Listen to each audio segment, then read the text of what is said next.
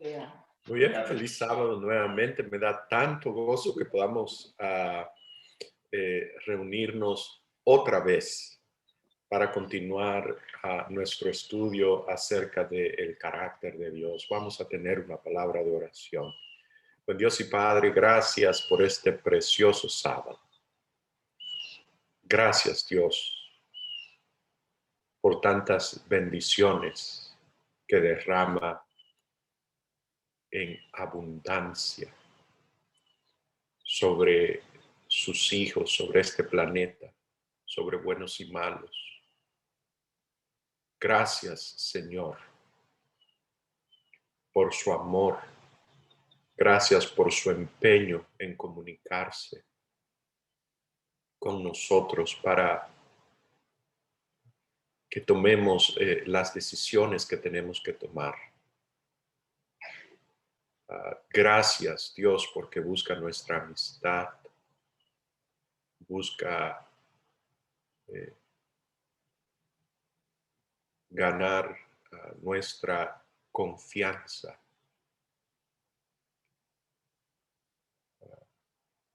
Porque insiste en que nos reconciliemos. Gracias, Dios. Yo le pido ahora a Dios la guía de su Espíritu en el estudio de hoy. Guíenos a toda verdad. Denos amor por la verdad. Que la verdad llene nuestro ser de luz y traiga consuelo y sanidad a nuestras mentes. En el nombre de Jesús. Amén. Estamos estudiando acerca del carácter de Dios porque hemos descubierto que sin un entendimiento correcto de su carácter es imposible que se reproduzca su carácter, el carácter de Él en nuestras vidas, en nosotros. Peor aún, que si tenemos una idea torcida, equivocada del carácter de Dios, así nuestros caracteres van a quedar torcidos y deformados también.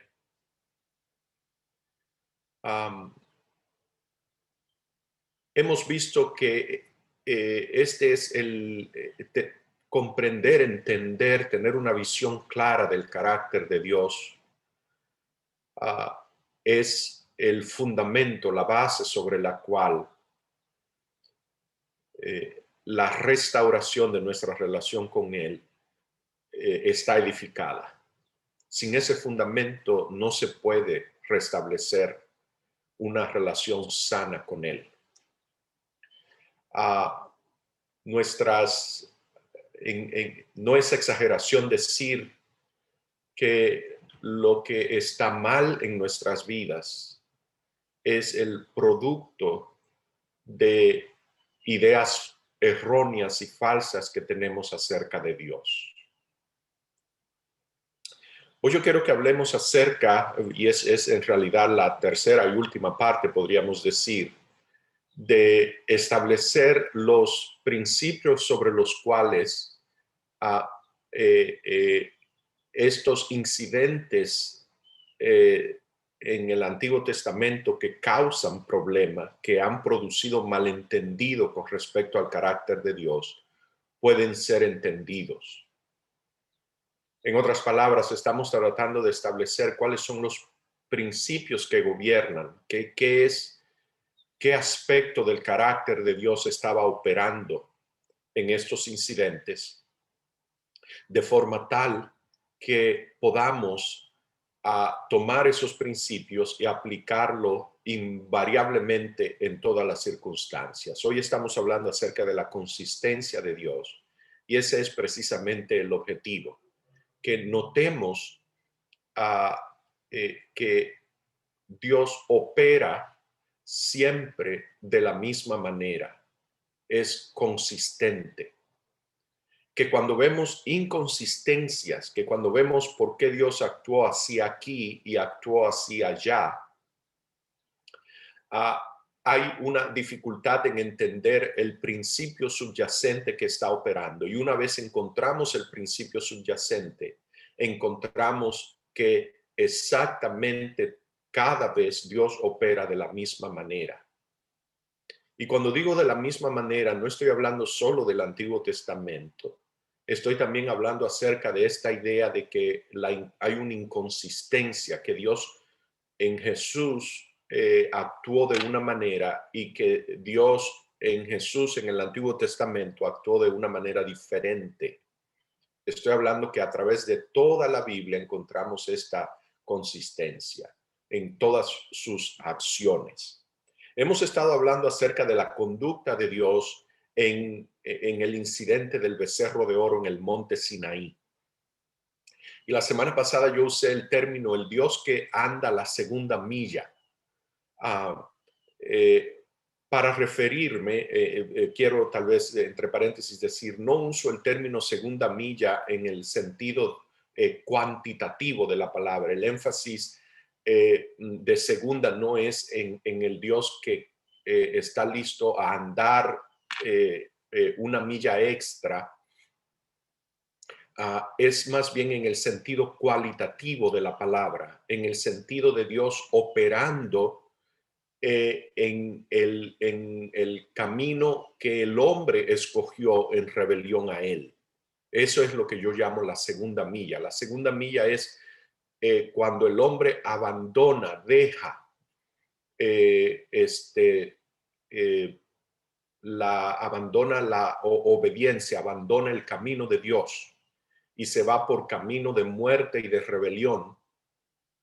Ese es el camino que yo le estoy llamando la segunda milla. Que Dios entra y opera dentro de ese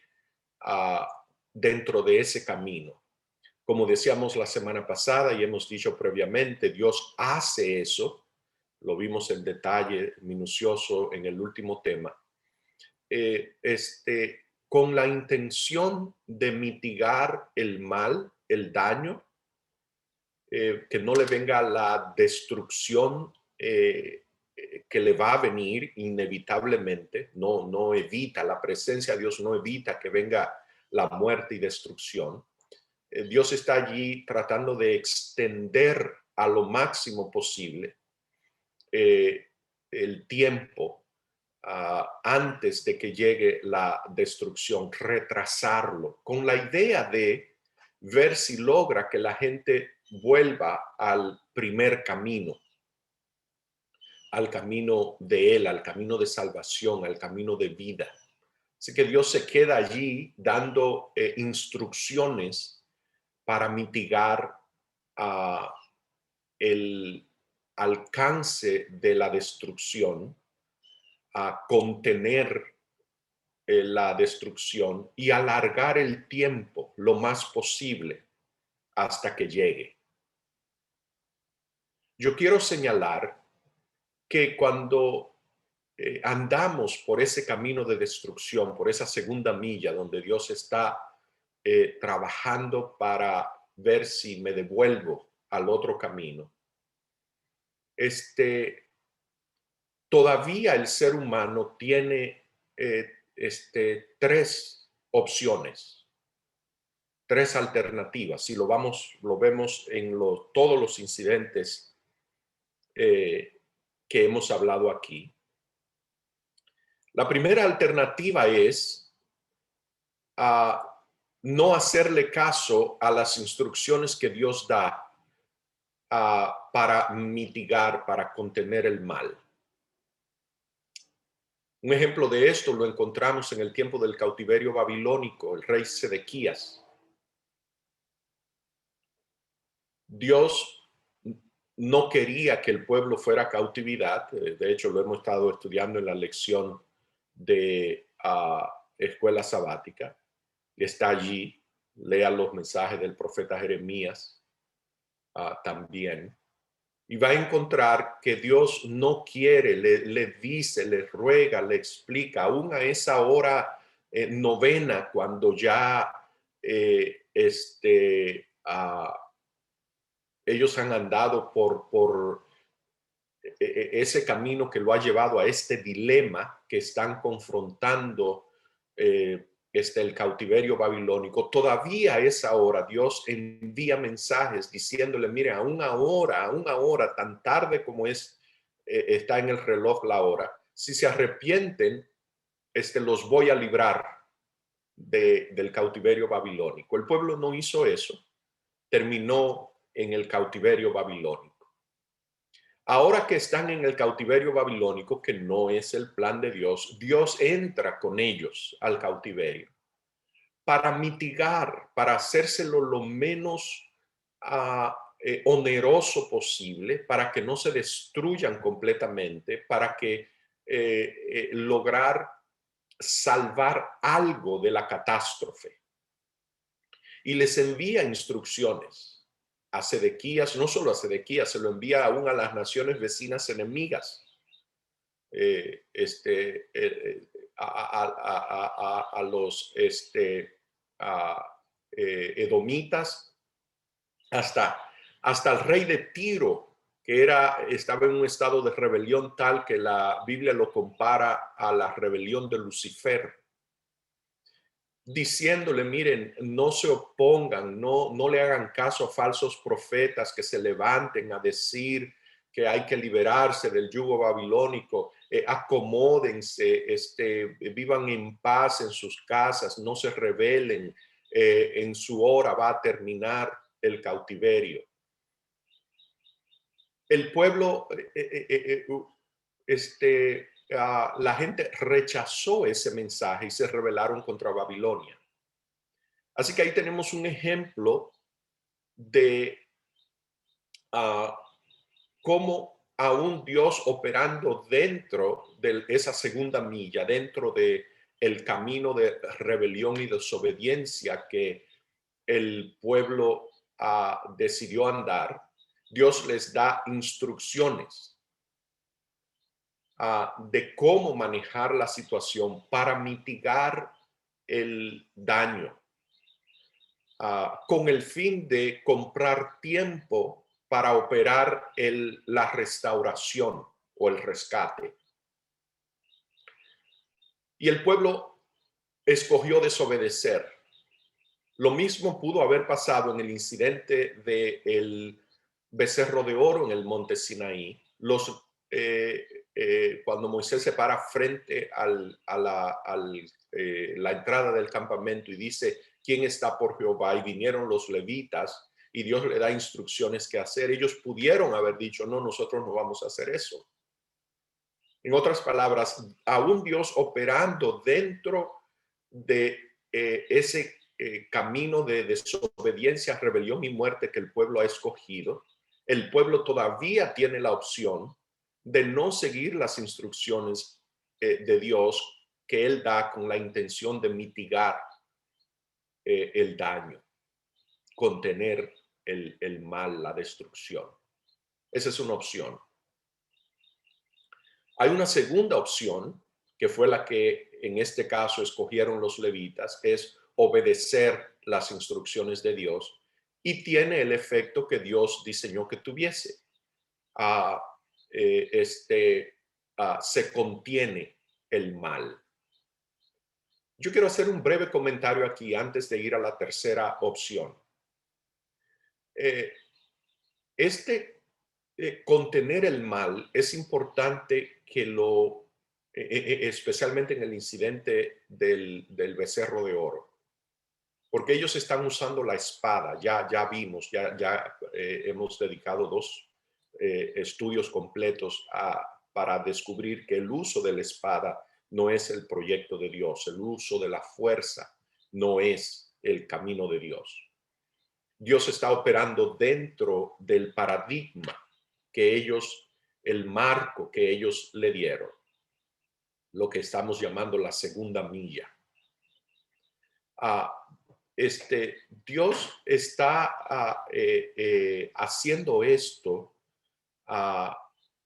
con ellos para mitigar ¿qué? Dios quiere mitigar que el pueblo entre en una violencia desenfrenada, desbocada. Lo encontramos en Patriarcas y Profetas, a páginas 325 y 26.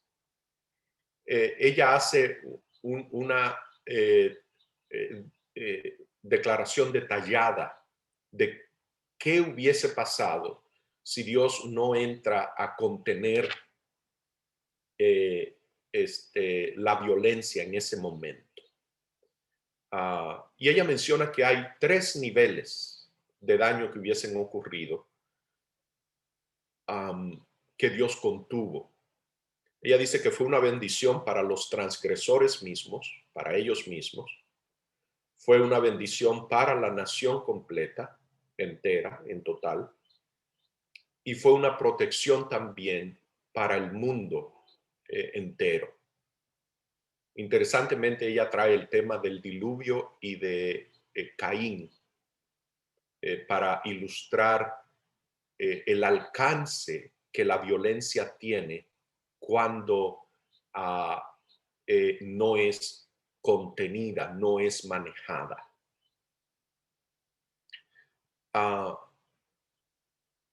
Fácilmente la nación pudo, a partir de ese momento, en el estado de desenfreno y descontrol en el que se hallaba, haber entrado en una espiral de violencia que los hubiese destruido allí o en corto tiempo. ¿Cuál espiral de violencia?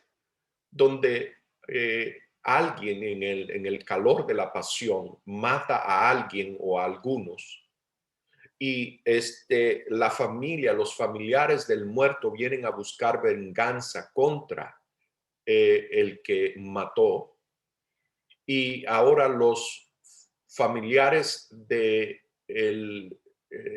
mismo clan, de la misma tribu, de los que mataron, comienzan a organizarse y van y causan algo peor. Los otros se sienten que fue desproporcionado y vuelven a retaliar y se comienzan a formar clanes, grupos y familias donde la violencia se perpetúa de generación a generación.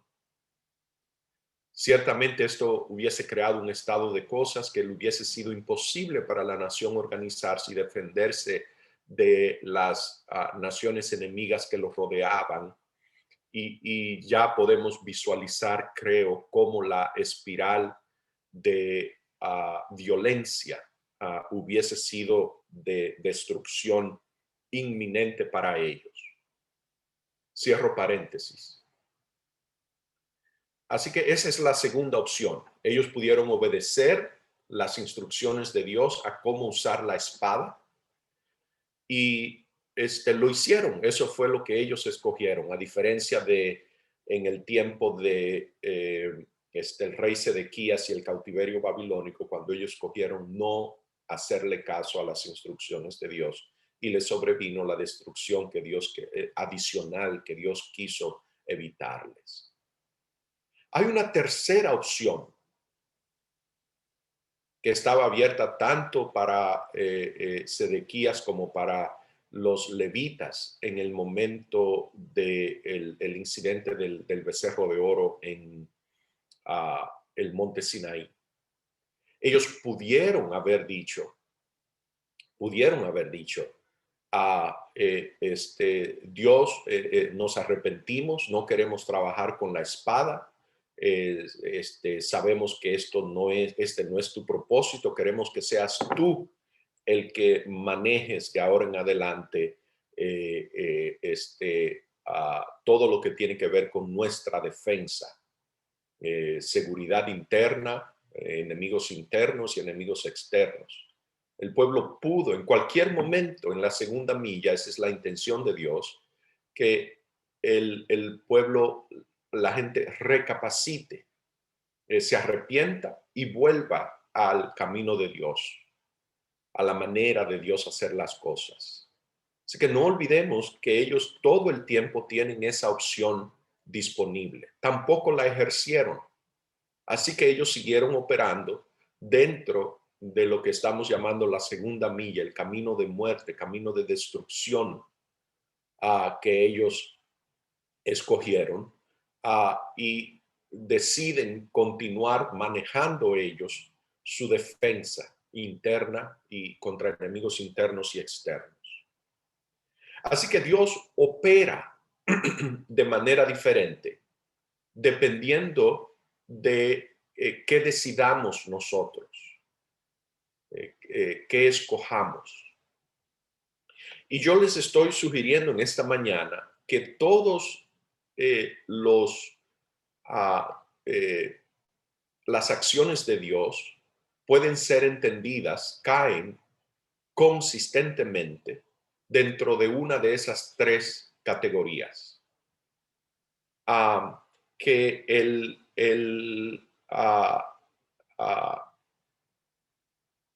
que la manera como Dios actúa invariablemente sigue el mismo curso, dependiendo de que lo que le permitamos a Él hacer, cómo Él opere en nosotros. Así que vamos a ver si lo generalizamos ahora, los principios. El primero es que la destrucción viene simplemente porque la gente rechazó a Dios. A mí me gusta usar la frase que usa el apóstol Pablo, que es que quitar al refrenador de en medio. Dios se coloca en medio, Dios se ha posicionado en medio de nosotros y del destructor. Y en 2 Tesalonicenses 2, el apóstol Pablo dice que al refrenador, que es Dios, lo quitan de en medio. Así que queda sin indefenso, queda a la merced del destructor. Y entonces cualquier desastre que está cavilando sobre la persona o el pueblo en ese momento, el defensor, al refrenador ser quitado, sobreviene inmediatamente.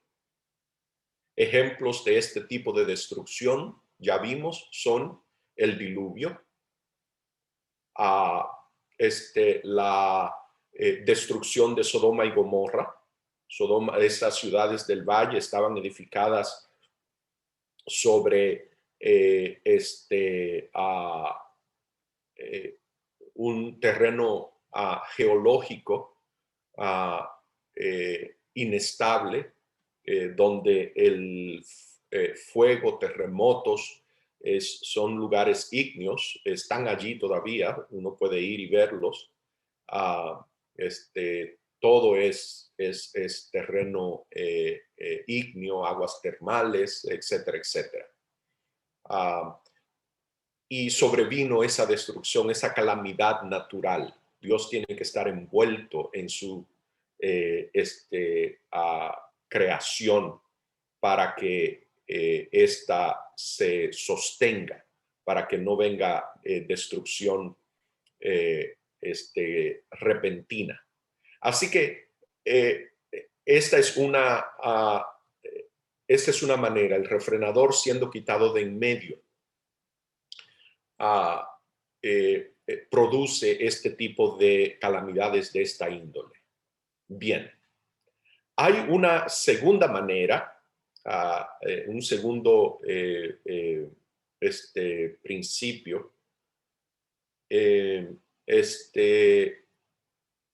o situación, y es cuando los seres humanos reemplazan a Dios en algún aspecto o en la totalidad de la operación de sus vidas. Dios, yo no quiero que tú operes, yo no quiero que tú hagas este trabajo por mí, o no, yo me encargo de manejar mis finanzas, por ejemplo, yo me encargo de mi defensa, como hizo el pueblo al tomar la espada. Ellos podemos hacernos los dueños y administradores de nuestro destino, y Dios respeta esa decisión.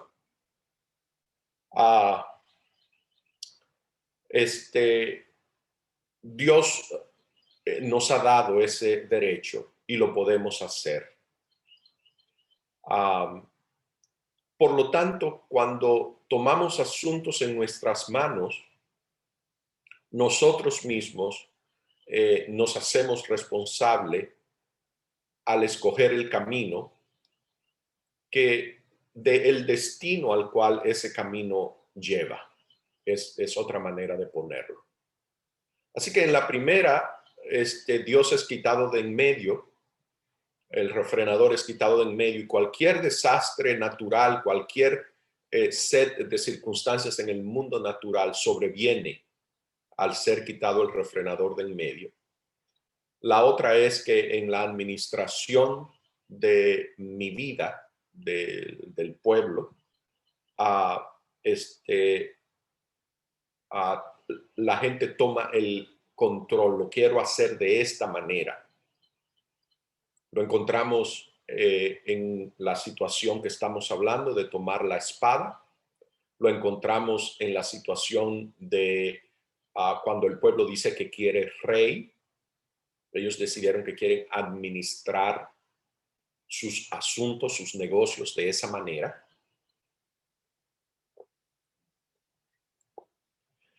Lo cual estamos diciendo que dentro de ese marco, ese espacio que ellos han sacado para ellos mismos a exclusión de Dios, todo lo que ocurre allí dentro ocurre por manejo de ellos. Por definición, ellos le han dicho a Dios, le trazaron una línea y le dijeron, de esta línea para acá no pases. Nosotros tomamos la espada, no pases para acá. Nosotros somos los dueños de nuestro destino. Ellos llegó un punto en el tiempo del profeta Samuel, donde Samuel era juez y no era profeta, pero era juez, administrador y también sacerdote de Dios. Y ellos vinieron y dijeron, no queremos a Samuel, ¿no? En realidad Dios le dijo claro a Samuel, le dijo, no es a ti que te rechazan, es a mí, queremos rey. Así que todo lo que ocurre dentro de la operación de rey, todas las consecuencias que se derivan de esa decisión, son el resultado de esa decisión. Dios opera en segunda milla dentro de la monarquía, pero solo puede hacerlo con el fin de mitigar el daño. El que Dios trabaje con reyes, con monarcas, en el proyecto monarquía de la nación de Israel, no lo cambia a ser proyecto de Dios.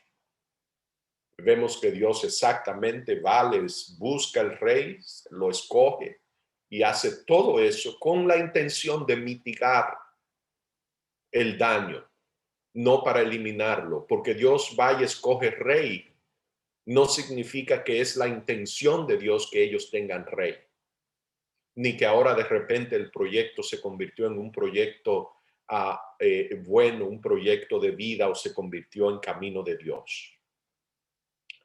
Así que ejemplos de la destrucción que viene en este segundo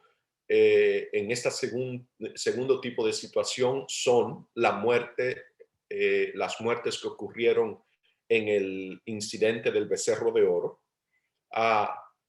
las guerras de la conquista de Canaán. Nunca fue la intención de Dios que ellos conquistaran la tierra, tomaran posesión de ella con el uso de la espada. Ya lo hemos estudiado ampliamente. Todas las guerras de David y todos los reyes subsecuentes que vinieron después de David, ninguna de esas guerras nunca fueron parte de el proyecto de Dios, e igualmente el cautiverio babilónico. Así que ahora tenemos estos dos grandes principios o situaciones en las que Dios opera consistentemente. Yo quiero tocar un punto, un tercer punto aquí, y espero que quedemos con tiempo para preguntas. Mi intención es que tomemos estos principios y lo apliquemos en cada caso, que cuando veamos a Dios hablando, nos preguntemos primero, ¿en qué paradigma, en qué marco está Dios operando y con qué fin? ¿Está Dios operando en la primera milla, en su camino de Él, el que Él escogió? ¿Su proyecto se origina en Él? ¿Es camino de vida, camino de salvación, camino de prosperidad y éxito? ¿O está Dios dando instrucciones en el paradigma de la segunda milla, donde no es camino de Él, no es proyecto de Él, y Dios está dando instrucciones simplemente para mitigar la destrucción que les invariablemente les viene, les va a sobrevenir, con la intención de ver si logra convencerlos que ellos escojan a volver a operar dentro del paradigma de la primera milla? Um, Alguien haría la pregunta, antes de llegar aquí, déjeme aclarar este punto. Yo sé que lo he dicho antes, pero ya que estamos aquí, creo que vale la pena reenfatizarlo. Tengamos cuidado en no en pensar que Dios está usando como herramienta para un proyecto de Él, para, por ejemplo, en el caso del incidente del becerro de oro, a los levitas como su brazo para apagar la rebelión. Dios no necesita el brazo de los levitas para resolver ese problema. Dios no está usando a la nación de Israel para que con la espada castigue a los cananitas como una especie de representante de él. Dios tiene muchas opciones para alcanzar esos objetivos, ninguna de las cuales envuelve en el uso de la espada. De nuevo, estas instrucciones de Dios son simplemente Dios operando dentro de la opción del marco que se le ha permitido operar, que es camino de hombre, camino de muerte, camino de destrucción, es la segunda milla. Es otro paradigma que no es el de Dios. Cierro paréntesis. ¿Alguien haría esta pregunta? Si el pueblo escogió operar con la espada y Dios, ese es el papel de Dios, queda entonces reducido a simplemente contener y mitigar daño y destrucción, anticiparíamos que cada vez que aparece un problema en el campamento,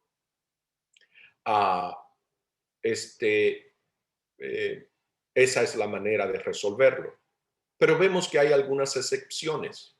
¿Qué es lo que está pasando aquí? Excepciones como en el caso de Coré, Datán y Abirán, la tierra se abrió y se los tragó. Encontramos situaciones como el del violador del sábado que salió a recoger leña o ¿cómo se llama? Madera o palitos de leña y lo apedrearon. Encontramos situaciones como la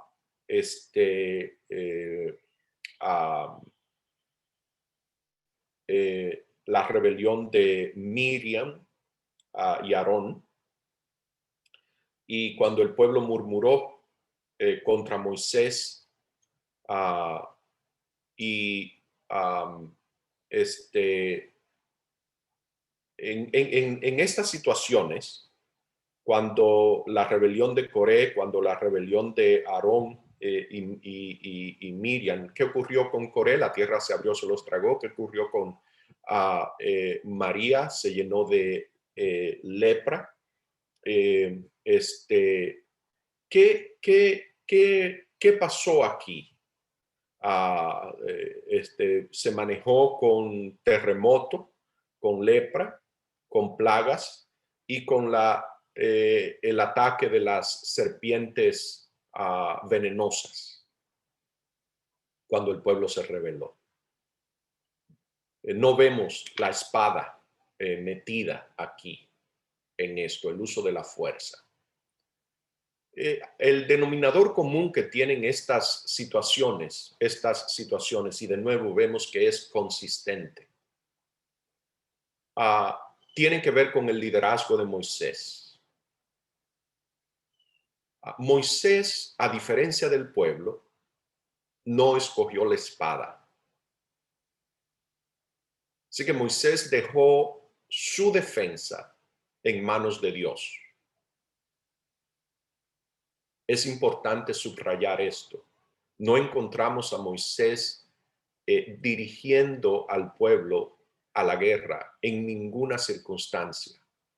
No se lo encuentran extraño, el hombre más capaz, el general más hábil, el estratega militar de más alto calibre que hay en el campamento. Porque Moisés resolvió ese problema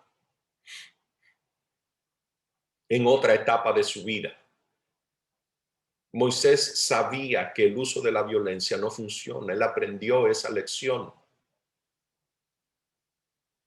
Toda la evidencia de cómo Moisés aprendió esa lección estaba disponible para el pueblo también. Moisés, cuando apareció la oportunidad de tomar la espada, el pueblo escogió tomarla. Moisés escogió no tomarla. Por lo tanto, Dios quedó a cargo de su defensa. Así que cada vez que se levanta a alguien contra Moisés, hay una rebelión contra Moisés,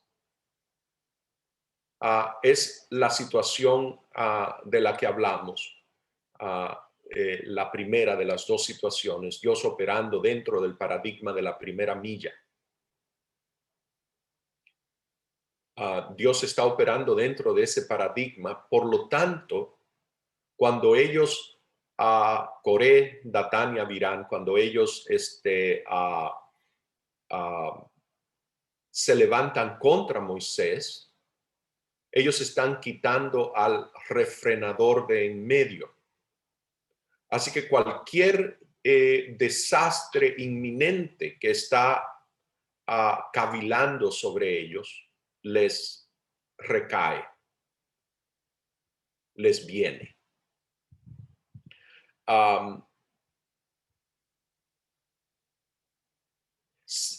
Así que el principio subyacente en estos casos es el mismo y es consistente. Lo encontramos más adelante en el caso de David, cuando pecó contra, cuando adulteró con la mujer de Urías y mató a Urías. El pueblo había colocado al rey, en este caso David, en una posición donde ellos ahora no podían manejar el problema con la espada. Esas fueron las reglas que ellos establecieron. Recordemos que cuando están operando dentro de la segunda milla, ellos establecen sus reglas. Las reglas que ellos establecieron, el rey no, ¿cómo se llama? Podía ser tocado por ellos. El rey es la ley.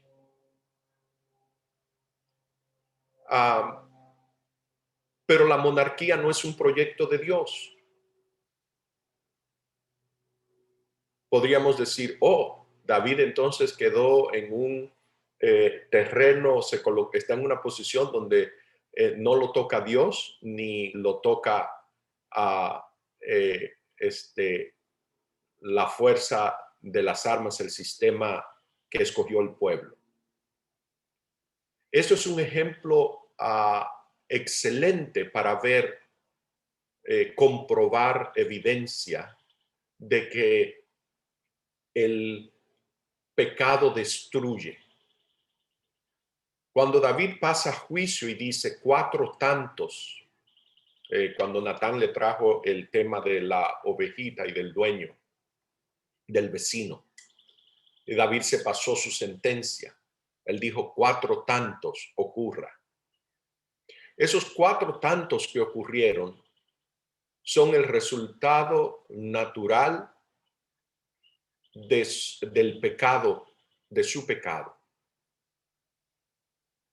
Así que vemos que sin intervención de Dios y sin intervención del pueblo, le vino la consecuencia. David cosechó la consecuencia natural de su pecado. La conducta de Dios en el Antiguo Testamento y en el Nuevo Testamento es la misma. Es consistente siempre. Y yo creo que con estos principios generales podemos ahora mirar cada incidente, cada relato, cada historia y saber qué preguntas hacerle al texto para descubrir de qué manera está Dios operando, con qué fin y por qué lo está haciendo. Dios no cambia, Dios es el mismo siempre, es consistente. La Biblia lo dice directamente, su carácter, su fidelidad nos lo testifica también. Quiero tener una palabra de oración y entonces tenemos como unos 10, 12 minutos para preguntas. Amante Dios y Padre, gracias porque es consistente, porque es amante, porque es fiel a sí mismo, a su carácter. Le queremos, Dios, pedir que podamos tener una vislumbre clara de su carácter, de amor, de verdad, de libertad. Y que, Señor, escojamos en nuestras vidas, por nuestras acciones, nuestros pensamientos, nuestras palabras, en todo aspecto de nuestras vidas, decidamos, escojamos a caminar en su ley, andar en sus propósitos. Bendiga a su iglesia en el nombre de Jesús. Amén.